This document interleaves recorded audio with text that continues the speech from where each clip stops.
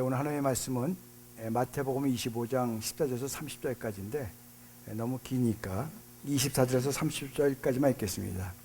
24절에서 30절까지만 같이 한 목소리로 한번 봉독해 보겠습니다.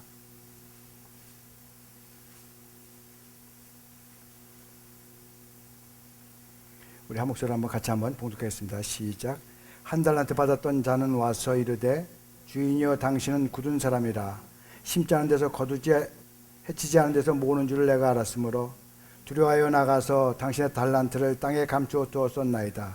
보소서 당신의 것을 가지셨나이다. 그 주인이 대답하여 이르되 악하고 게으른 종아 나는 심지 않은 데서 거두고 해치지 않은 데서 모으는 줄을 내가 알았느냐. 그러면 내가 마땅히 내 돈을 취하는 자들에게나 맡겼다가 내가 돌아와서 내 원금과 이자를 받게 하실 것이니라 하고 그에게서 그 한 달란트를 빼앗아 10달란트 가진 자에게 주라.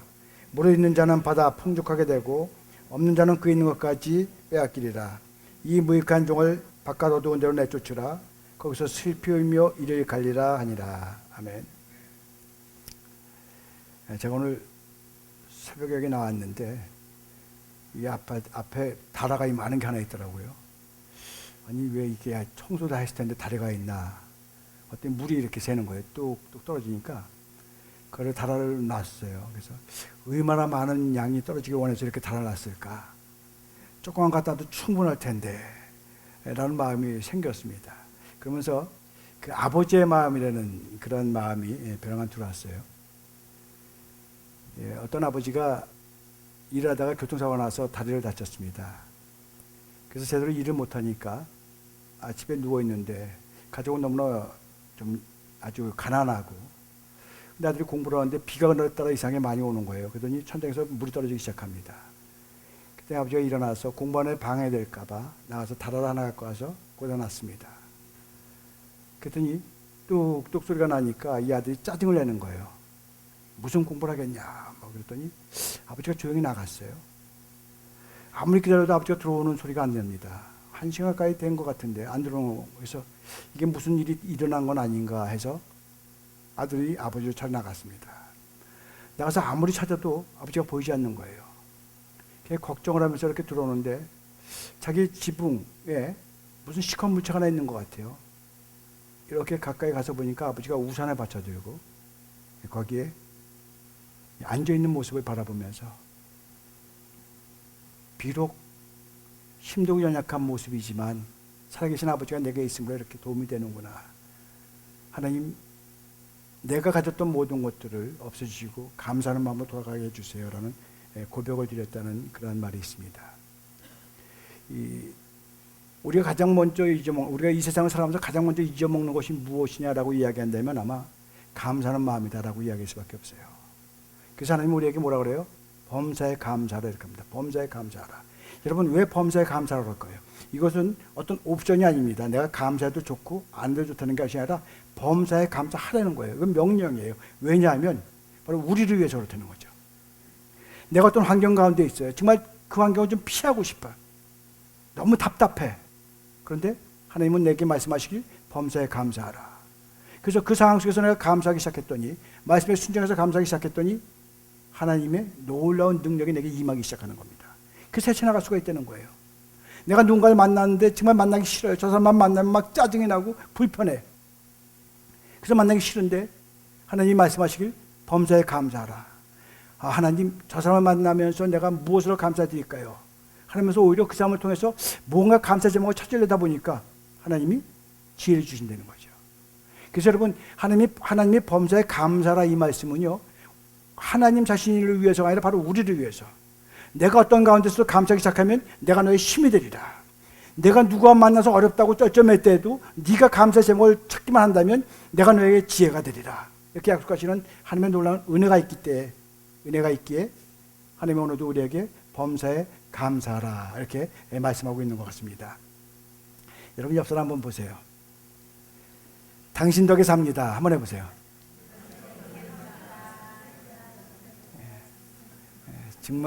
정말 덕에 사시나요? 예, 다시 한번 합니다. 우리 옆에 계셔줘서 감사합니다.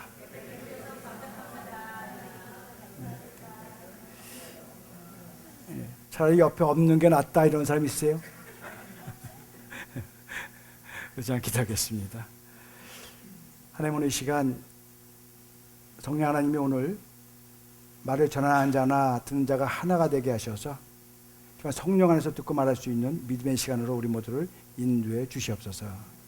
예수 그리스도의 이름으로 기도드렸사옵나이다. 아멘. 예, 오늘 본문은 제가 성경 공부할 때마다 여러분들에게 가끔 설명도 하고 또 말씀드렸던 달란트의 비유에 대한 얘기죠. 그런데 우리가 이 달란트의 비유를 바라보면서 제일 먼저 생각해야 될 것은 무엇이냐면 누가 말을 많이 했는가, 이걸 먼저 바라보는 겁니다. 이 한 달란트 받은 자와 예수님이 얼마나 말을 많이 하셨어요. 그래서 우리가 이 달란트의 비유를 특별히 바라볼 때는 이 한 달란트 받은 자의 모습에서 이 말씀을 우리가 조명을 해야 됩니다. 그래야 온전히 하나님의 원하시는 뜻을 우리가 찾을 수 있다는 거죠.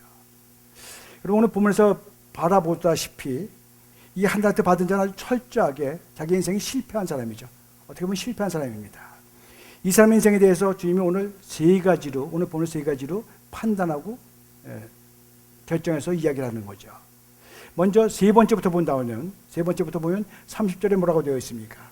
이 무익한 종을 바깥 어두운 데로 내쫓으라. 거기서 슬피 울며 이를 갈리라 하니라 그랬습니다. 그래서 이 사람에 대한 주님의 판단이 뭐예요? 무익한 종이 되는 거죠. 무익한 종이다.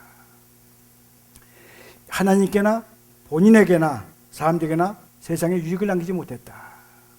여러분, 아마 주님께서도요, 저와 여러분에게 우리의 인생을 판단하실 때 판단하시는 기준 중에 하나가 무엇이냐면, 내가 이 세상을 살아가면서 정말 하나님께나 또 내 자신에게나 또는 내 가족에게나 내 이웃에게나 너는 정말로 유익을 끼쳤느냐, 아마 이렇게 물어보실 줄 압니다. 근데 이 사람은 뭐예요? 무익한 종이었다, 이렇게 판단하셨습니다. 자, 두 번째는요, 오늘 보면 26절에 보니까 그 주인이 대답하여 이르되 악하고 게으른 종아. 자, 게으르다는 판단을 받았어요. 마찬가지로 주님께서 우리들의 인생을 판단하시는데 이 사람이 얼마나 성실하고 부지런하게 살아갔느냐, 아니면 정말로 시간을 낭비하고 게으른 삶을 살아갔느냐, 이 부분을 판단하시는 분이라는 것을 우리가 알아야 됩니다. 여러분, 하나님이 여러분에게 시간의 달란트를 주셨어요. 그것이 어떤 사람에게는 30년, 50년, 어떤 사람에게는 80년, 100년, 어떤 시간이 될지 모릅니다. 그 시간이 짧던 길던 그것이 중요한 것이 아니라 그 시간을 얼마나 유익하게, 얼마나 많은 사람들에게 가치 있게 살아갔느냐, 이걸 보신다는 거예요. 여러분에게 하나님이 물질의 달란트를 주셨습니다. 그 물질을 통해서 얼마나 많은 사람들에게 유익을 끼치고 있느냐, 이걸 보신다는 겁니다. 그래서 그걸 만약에 보시는데 또 주님이 특별히 마지노선, 여기는 꼭 넘어야 된다는 그런 선이 있어요. 그게 바로 오늘 27절이죠. 그러면 내가 마땅히 내 돈을 취하는 자들에게 맡겼다가 내가 돌아와서 내 원금과 이자를 받게 하실 것이니라. 이자 정도는 있어야 된다는 거죠. 내가 너한테 달란트 줬으면 그거에서 이자 정도는 공리이자겠죠. 봉지는 아닐 테니까 그 정도는 해야 될 거 아니냐, 이 얘기입니다. 정말로 하나님께서 이 사람에게 주셨던 어떤 시간의 달란트, 건강의 달란트, 물질의 달란트, 아니면 이 세상을 살아가면서 주셨던 어떤 그 달란트를 정말로 무의미하게, 무가치하게 사용하고 결국은 원금만 가지고 온 그런 모습을 우리가 볼 수 있습니다. 그래서 주님께서 너는 무익하다, 그리고 너는 게으르다, 이렇게 판단하시는 겁니다. 그 다음 세 번째 판단은 우리가 조금 생각을 해봐야 되겠습니다만은 26절에 보니까 그 주인이 대답하여 이르되 악하고 그랬습니다. 악하다 그랬어요. 사실 이 판단이 제일 우선되는 판단이죠. 먼저 첫 번째 판단이고 또 뿌리가 되는 판단이 바로 악하다는 겁니다. 주님이 이 사람이 악하다 이렇게 얘기를 했어요. 근데 여러분, 저는 이 사람이 악하다, 이게 좀 너무 심하지 않느냐. 왜냐하면 요즘 본전 떼먹는 사람이 얼마나 많은데, 사업꾼이 얼마나 많은데 이 사람은 그래도 본전을 갖고 왔잖아요. 그러면 어떻게 악하다고 그럴 수 있을까? 근데 그것은 우리가 성경에서 이야기하는 선하다 악하다의 개념을 어떤 윤리적인 개념에서 봐서 그렇습니다. 우리가 성경에서 악하다 선하다는 개념은 관계의 개념입니다. 관계의 개념. 그러니까 하나님과 관계가 좋으면 선한 것이고 하나님과 관계가 나쁘면 악하다는 거예요. 그래서 우리가 이 선각의 개념을 우리가 분명히 정리해야 될 필요가 있습니다. 그래서 여러분, 오늘 본문에서 이 주님이 이 악하고 게으른 종아, 그러면서 결론은 뭐라고 했어요? 너는 무익한 종이다, 이렇게 결론을 내렸어요. 그런데 이런 무익한 종이라고 결론을 낼 때 그런 근본적인 원인이 관계가 잘못됐다는 것인데, 왜 이런 관계가 잘못됐는가를 오늘 본문을 통해서 우리가 알아보면서 우리도 하나님께 나아갈 때 담대하게 나갈 수 있는 은혜가 여러분들에게 주어지게 예수 이름으로 축원합니다. 먼저 이 사람은요, 하나님에 대해서 굉장히 왜곡된 생각을 갖고 있었어요. 아주 삐뚤어진 걸 볼 수 있습니다. 이 달란트 받은 사람이 24절에 보면 주인이 멀리 떠났다가 돌아왔어요. 그래서 주인이 돌아왔을 때 이 주인에게 오늘 24절에 보니까 뭐라 그래요? 주여 당신은 굳은 사람이다. 심지 않은 데서 거두고 해치지 않은 데서 모으는 줄을 내가 알았으므로 그랬어요. 자, 이 사람이 주인하고 오랜 세월 떨어졌어요. 그게 5년인지 10년인지 우리는 알 수 없습니다. 그래서 주인이 와서 이제 총 결산해야 되는데, 이 사람이요, 총 결산해야 되는데 이 사람은 뭘 했냐면 그동안에 하나님은 과연 나에게 어떤 존재인가, 이 주인은 나와 무슨 관계가 있는 것인가, 이것만 묵상한 거예요. 이것만 묵상해서 결과가 나온 게 뭐냐면 당신은 내게 있어서 아주 잔인한 사람이다. 당신은 굳은 사람이다. 이렇게 결론을 내는 겁니다. 뭐 하나 풍성하게 나를 해준 적이 없다는 거예요. 다른 사람들은 하나님을 만났다고 손을 높이 들고 찬양하고 간증하고 다닌다 할지라도 정말 내가 만난 하나님은 도대체 나에게 풍성한 거 한번 안 해주고 그저 항상 힘들게 하신 분, 오히려 나를 더 어렵게 만드신 분, 그분이 바로 당신 하나님이세요. 이 얘기입니다. 그래서 당신은 굳은 사람이라 이렇게 이야기하는 거예요. 그러면서 뭐래요? 내가 알았다. 머리로 깨달은 것이 아니라 내가 체험적으로 느꼈다는 거예요. 당신은 뿌리지도 않고 거두려고 그러고 흩어지지도 않고 모으려고 그런다. 한마디로 얘기하면 뭐예요? 하나님 당신은 아주 인색한 자일 뿐이 아니라 강도 같은 사람이다. 뭐 이 얘기를 하고 싶은 겁니다. 지금 이 사람이. 그런데 지금 이 사람이 이렇게 결론 내는 것을 보면 이 사람의 마음속에 하나님에 대해서 근본적으로 관계가 대단히 잘못됐다는 것을 우리가 알 수 있습니다. 이 사람에게 뭔가 상처가 있어요.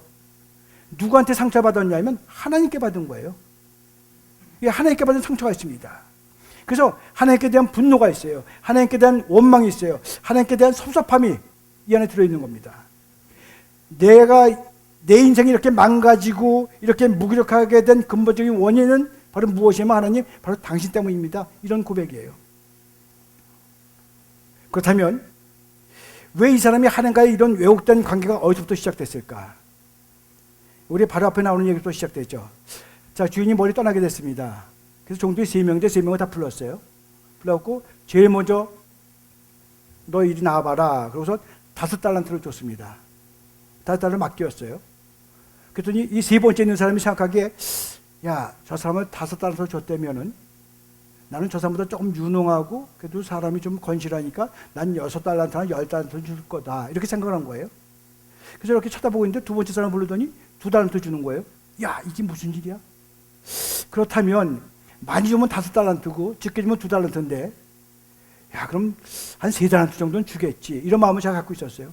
근데 불러서 나갔더니 1달란트 떡 주는 거예요. 얼굴이 빨개지는 거예요. 창피해서. 야, 어떻게 내게 이럴 수가 있어? 아니, 하나님, 어떻게 내게 이럴 수가 있습니까? 아니, 어떻게 나를 이렇게밖에, 진짜 말이 안 나올 정도로 아주 답답한 그런 모습을, 저런 것을 볼 수가 있는 겁니다. 아니, 어떻게 이렇게 할 수가 있을까? 그런데 더군다나 오늘 14절과 15절에 보면 뭐라 그랬냐면요, 하나님, 그 주인이 이거 나눠주는데 어떻게 나눠줬냐? 너희 재능대로 그랬습니다. 재능대로. 그랬더니 주님께서 이 사람을 판단한 게 뭐냐면 네 재능은 1달란트짜리라는 거예요. 5달란트짜리는 5달란트를 가지고 관리할 수 있기 때문에 5달란트를 준 거고, 2달란트는 2달란트를 관리할 수 있기 때문에 2달란트를 준 건데 너는 어떤 재능이나 어떤 능력을 보다 너는 1달란트짜리다. 이렇게 평가버리는 것을 본 겁니다. 그러니까 화가 난 거예요. 아니, 세상에 어떻게 이럴 수가 있을까? 아니, 하나님, 나를 한 번도 해보지도 않고 어떻게 이렇게 할 수가 있습니까? 이래서 아주 부끄럽고 창피한 모습이 된 겁니다.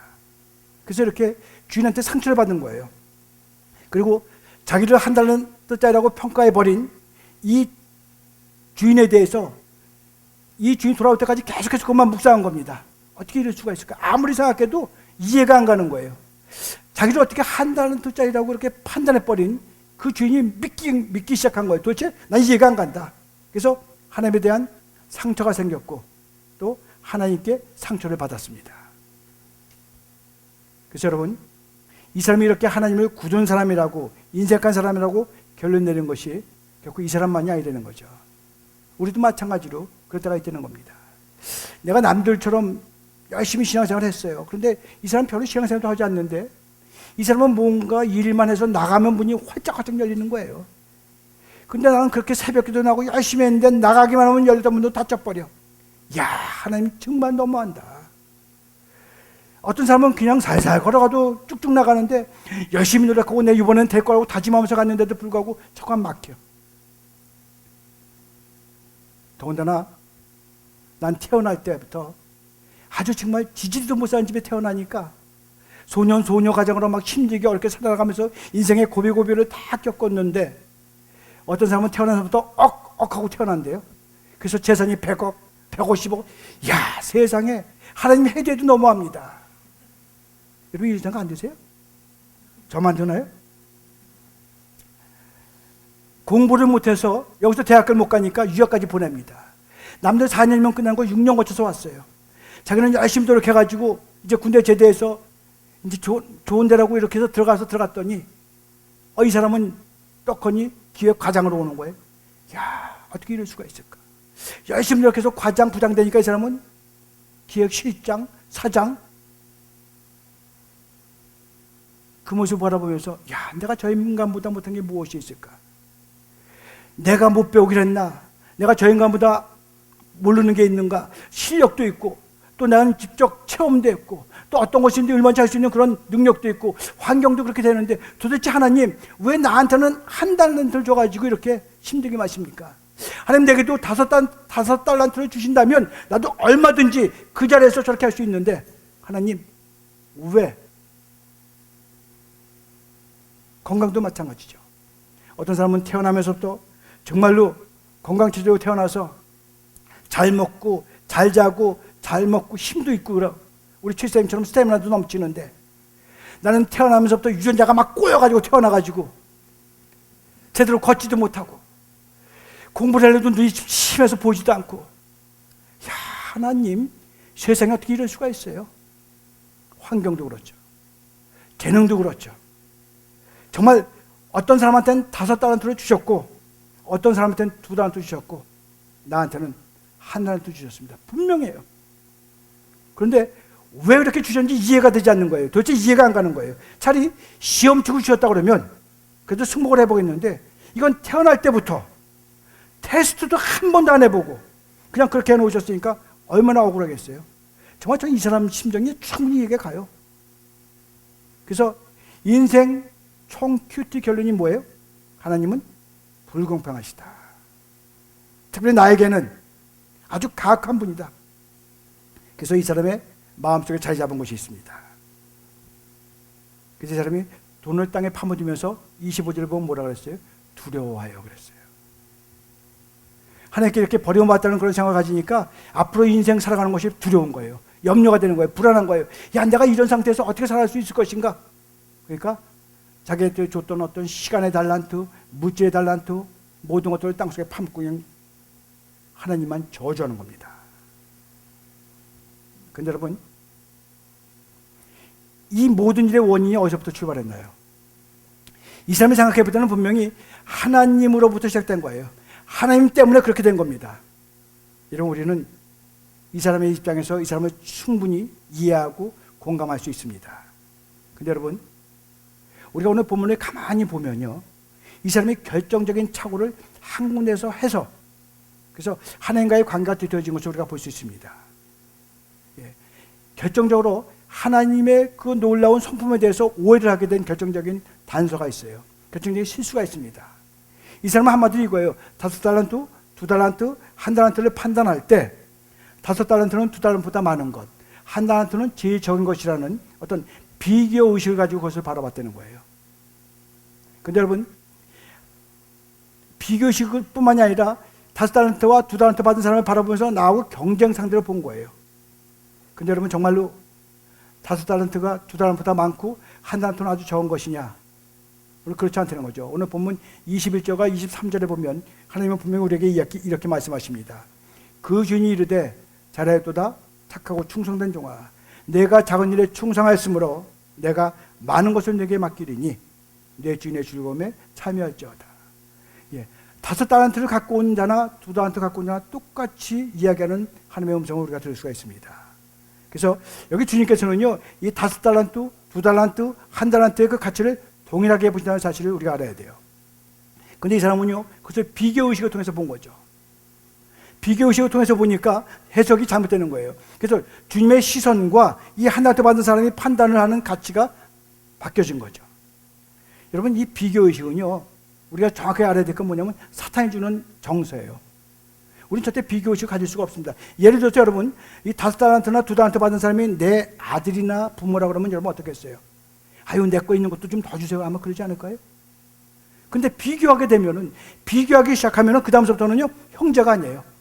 비교하기 시작하면 이웃이 아닙니다. 비교하기 시작하면 사랑의 대상이 될 수가 없어요. 짓밟고 이기고 넘어가야 되는 경쟁 상대가 될 수밖에 없다는 거예요. 그래서 인간관계는 그때부터 왜곡되는 겁니다. 이미 거기에는 우리라고 하는 하나님 안에서 형제와 자매라는 그런 하나됨은 이미 다 깨져버리는 거예요. 거기는 아주 철저한 타인의식만 남아 있습니다. 여러분, 아담이 하와를 맨 처음 봤을 때 이는 내 뼈 중에 뼈, 살 중에 살이라고 그랬어요. 그런데 죄를 짓고 나니까 뭐라 그래요? 하나님이 붙여주신 이 여자가. 우리도 많이 그런 얘기 안 해요? 결혼하면서 가다가 문제 있으면 당신이 소개한 이 여자가 오늘날 나를 이렇게 힘들게 하고 있습니다. 여러분, 이 비교 정서가 내게 들어오면요, 완전히 타인의 의식이 내게 박힙니다. 그래서 거기는 사랑이 존재할 수가 없어요. 거기는 용납하지 못합니다. 거기는 인정해줌이 없어요. 그래서 이 경쟁의식 때문에 인간관계는 파괴되어지고 무너지는 거예요. 오늘 이 1달란트 받은 사람은요, 그런 비교의식이 네거티브하게 나타난 거지만, 그런 비교의식, 그런 이 1달란트 받은 사람의 그 마음으로 포지티브하게 나타난다 그러면 그 사람은요, 자기가 자꾸 으뜸이 되려고 노력을 해요. 교회 안에서도 나한테 얘기 안 했어, 니들 그럴 수 있어, 이런 사람들. 이런 사람들 바로 1달란트 받은 사람들의 그 모습이에요. 아주 전형적인. 또 착각하는 건 자기가 제일 잘난 걸로 알아요. 그래갖고 다 나보다 못났다고 얘기하다가 어느 날 어떤 사람이 왔는데 바라보면서 야, 저 사람 잘생겼어 라고 이야기하면 화가 납니다. 그거 당장 집에 갖고 거울아 이 세상에서 누가 잘생겼니? 이게 1달란트 가진 사람들의 아주 전형적인 모습이에요.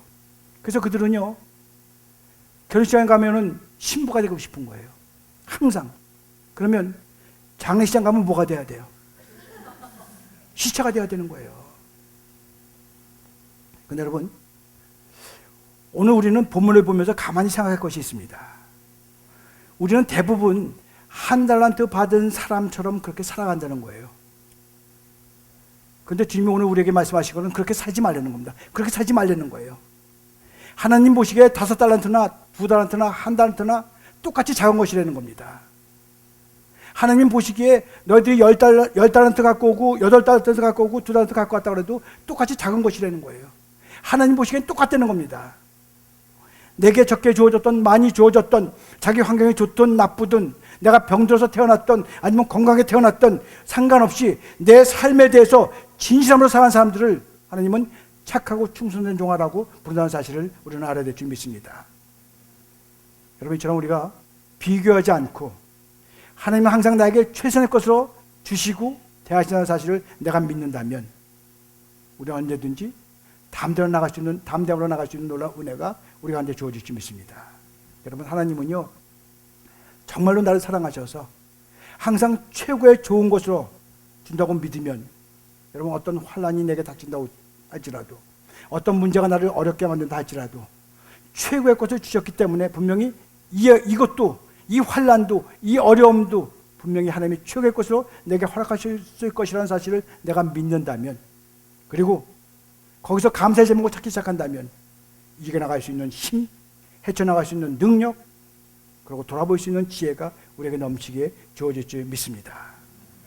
그래서 이 원리를 비유해서 결론적으로 말씀드린 것이 바로 28절과 29절의 말씀이에요. 그에게서 그 1달란트를 빼앗아 10달란트 있는 자에게 주어라. 무리 있는 자는 받아 풍족하게 되고 없는 자는 그 있는 것까지 빼앗기리라. 예, 여기서 무릇 있는 자라는 게 뭐예요? 있는 자. 예, 충성스럽고 감사함으로 자기의 삶을 살아간 그 사람. 예, 바로 무엇인가 남긴 온전한 사람을 이야기하죠. 그래서 그에게는 더 받아서 풍족하게 만든다는 거예요. 그러나 반면에 없는 자, 예, 그것이 없는 자는 절대로 없는 상태에서 그냥 죽을 때까지 방치한다는 게 아닙니다. 중간에 오셔서 그 있는 건강 뺏어간다는 거예요.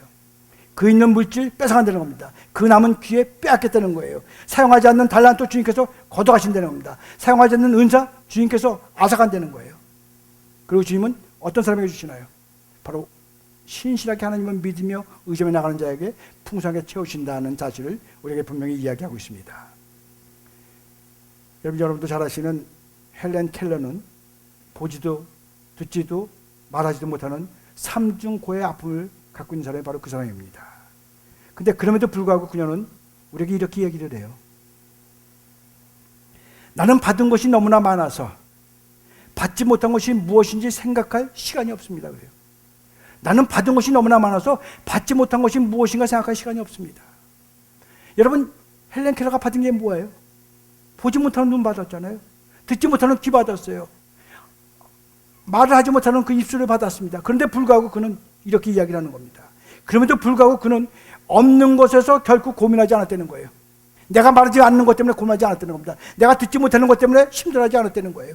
오히려 자기에게 주어진 것, 지금 자기가 받은 것, 그리고 자기가 가지고 있는 것들을 생각하고 오히려 그것에 감사한 삶을 살았다는 사실을 우리에게 분명히 이야기하고 있습니다. 여러분, 우리가 이제 이해도 2달밖에 남지 않았고 이 11월 달은 특별히 우리가 감사의 달이며 그동안에 우리가 이루어나갔던 것들을 마무리하면서 뭔가 결실을 맺으려고 하는 그런 은혜의 달입니다. 여러분, 정말 여러분에게 강력하게 권고하기는 절대로 남과 비교하지 마세요. 남과 비교하지 마세요. 남과 경쟁하지 마세요. 하나님 앞에서 자기의 삶에 대해서 오히려 감사와 감격을 가지고 우리 남들을 축복하며 살아간다면 결과를 바라보시는 하나님이 아니라 과정 속에서 우리와 함께 하시고 원하시는 하나님의 놀라운 은혜가 우리의 삶 가운데 넘치게 주어질 줄 믿습니다. 우리가 비교하니까 힘든 거예요. 우리가 잠깐만 저 사람과 나와 경쟁 상대라고 생각하니까 난 다운되고 두려워하고 염려하는 겁니다. 그러나 하나님과 나와의 관계 속에서 나는 결코 두려워하지 아니하리라. 어떤 것이 내게 임한다 할지라도 그것은 하나님이 최선의 것으로 내게 주셨다는 사실을 내가 믿고 의지하고 선포한다면 바로 그 속에서 하나님의 능력과 하나님의 힘과 하나님의 보호하심과 하나님의 인도하심을 느낄 수 있는 은혜가 우리 가운데 주어질 줄 믿습니다. 여러분, 내게 주신 것이 최선의 것이라고 여러분 한번 그렇게 한번 생각을 하세요. 지금 현재 내게 주어지는 환경이 너무나 힘들어요. 너무나 어려워요. 정말 답답해요. 그런데도 불구하고 내가 하나님을 믿기 때문에 하나님이 지금 이 시간에는 이것이 내게는 최선이다라고 이야기한다면 우리는 거기서 하나님 왜 이럴 수가 있어요? 라는 그런 고백보다는 하나님 내게 이 순간에도 감사할 수 있는 제목만 찾게 해주세요라고 고백한다면 어느덧 나는 너의 하나님이 됨이라고 말씀하시는 하나님의 놀라운 은혜가 우리와 함께하는 축복이 우리 가운데 주어질 줄 믿습니다. 여러분, 이 11월 여러분 내디디면서 이미 우리가 8일 동안이라는 벌써 시간을 보냈습니다만은 오늘 이 시간서부터라도 여러분 다짐하면서 결코 비교하지 아니하리라. 타인 의식을 갖고 살아가지 아니라 오직 나는 주님과 하나가 된 믿음으로 살아가리라 다짐하는 죄 종 되시기를 예수의 이름으로 축원합니다.